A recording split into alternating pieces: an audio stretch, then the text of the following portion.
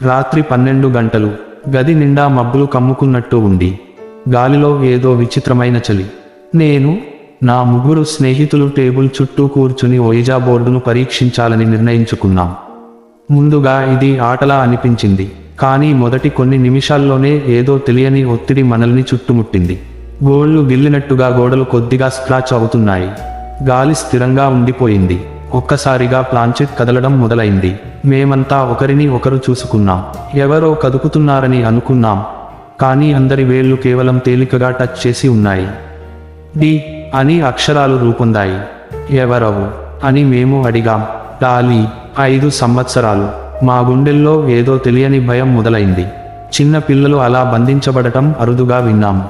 మేము మరింత వివరాలు తెలుసుకోవాలని ప్రయత్నించాం. ఎందుకు ఇక్కడ ఉన్నావు? అమ్మా చెడ్డది, ఆమెను చంపండి. ఆ మాటలు చదివిన వెంటనే ఒక్కసారిగా గదిలోని దీపం కొవ్వొత్తిలా కదిలి గాజు కిటికీ పగిలింది. మేము ఉలిక్కిపడ్డాం. ఎందుకు? నీ అమ్మ ఏమి చేసింది అని ఒకడుగాన్ని వేశాం. ప్లాంచెట్ వేగంగా కదిలింది.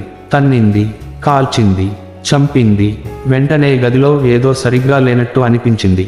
నా వెనుక నుండి వేడిగా ఊపిరి లాగే శబ్దం వినిపించింది. వెనక్కి తిరిగి చూడగానే గది మూలన గుండ్రంగా కాళ్ళని మడచుకుని కూర్చున్న బొమ్మలాంటి ఆకారం కనిపించింది. చిన్నారి, కానీ ముఖం అంతా అర్థం కాని గీతలతో నిండిపోయింది. ఒక్కసారిగా టేబుల్ తన్నినట్టు కదిలిపోయింది.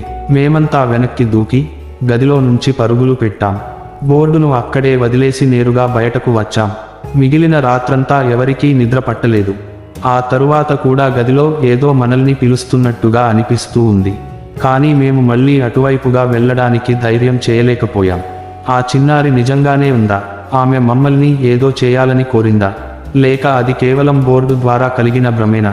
మేము ఇప్పటికీ ఆ సమాధానం కోసం ఎదురుచూస్తూనే ఉన్నాం.